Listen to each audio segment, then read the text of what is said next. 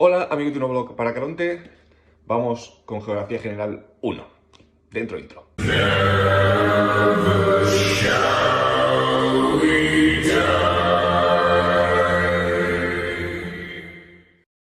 Y como ya visteis en los capítulos anteriores de esta asignatura, estamos hablando de climatología. Pues ahora vamos ya a empezar a adentrarnos en eso de la climatología. Y vamos a empezar hablando de la atmósfera, que es algo que todos usamos y conocemos, pero ¿qué es la atmósfera?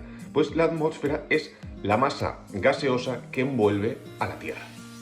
Y ahora vamos a empezar a hablar de los fenómenos meteorológicos que suceden dentro precisamente de esa masa gaseosa que envuelve a la Tierra, que es la atmósfera. Y todo eso pasa gracias a las propiedades del aire que os voy a contar ahora. La primera propiedad del aire es la movilidad, es decir, ese paso de un lado a otro del aire a través de la atmósfera gracias a las diferentes presiones. La segunda propiedad es la humedad, es la capacidad de que el agua se evapore, que el agua se condense y que luego el agua vuelva a caer en forma de precipitaciones, ya sea lluvia, nieve o granizo. Y la tercera de las propiedades del aire es la capacidad de contener el calor y de redistribuirlo por toda la atmósfera,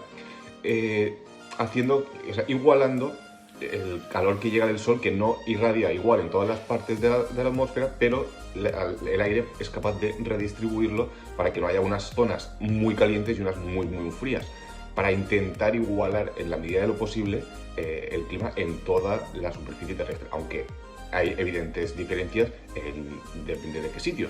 Pero esta capacidad del aire de distribuir el calor hace que esas temperaturas no sean tan extremas como podrían serlo si no existiese esta capacidad del aire. En resumen, el clima depende de la temperatura, de la presión, de las precipitaciones y de los vientos. Hemos dicho que la atmósfera es una masa de gases, pero ahora vamos a ver qué gases contiene la atmósfera y por qué son tan importantes precisamente para estas propiedades del aire que hemos comentado. En primer lugar está el aire, pero el aire en sí no es un compuesto químico. El aire es una mezcla de gases que ahora os voy a contar también. El aire está compuesto por más de 10 componentes.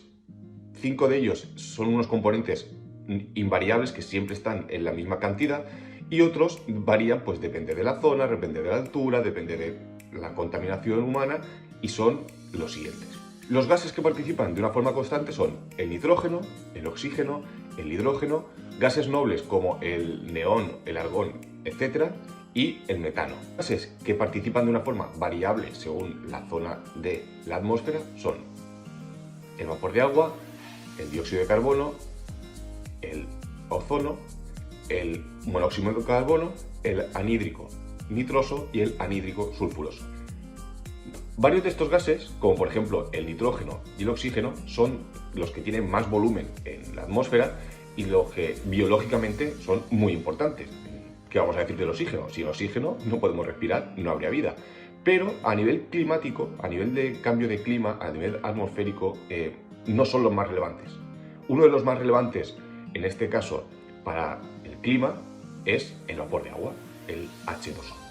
Porque esa cantidad de humedad en el aire, ya sea en vapor de agua o en la condensación en las nubes, va a determinar mucho un clima, si es más seco, menos seco, más húmedo, menos húmedo, más cálido, menos cálido. Además, la humedad del aire tiene unas propiedades, como por ejemplo la de absorber los rayos infrarrojos de una mayor longitud de onda en el espectro solar, que evitan el enfriamiento brusco de la Tierra. Es decir, muchas veces, aquí por ejemplo en Elche decimos, no, si el problema no es el frío, es la humedad, tal, pero esa humedad es la que evita ese enfriamiento. O sea, realmente lo que nos está dando es más calorcito, aunque nosotros pensemos que nos da más frío, pero evita que haga mucho más frío en la Tierra. Y con esto ya empezamos a conocer un poquito más qué es la atmósfera, qué propiedades tiene, de qué está compuesta y qué importante es el aire y, en este caso, el vapor de agua. Seguiremos indagando en Geografía General 1 y en la climatología. Que tengáis un buen día.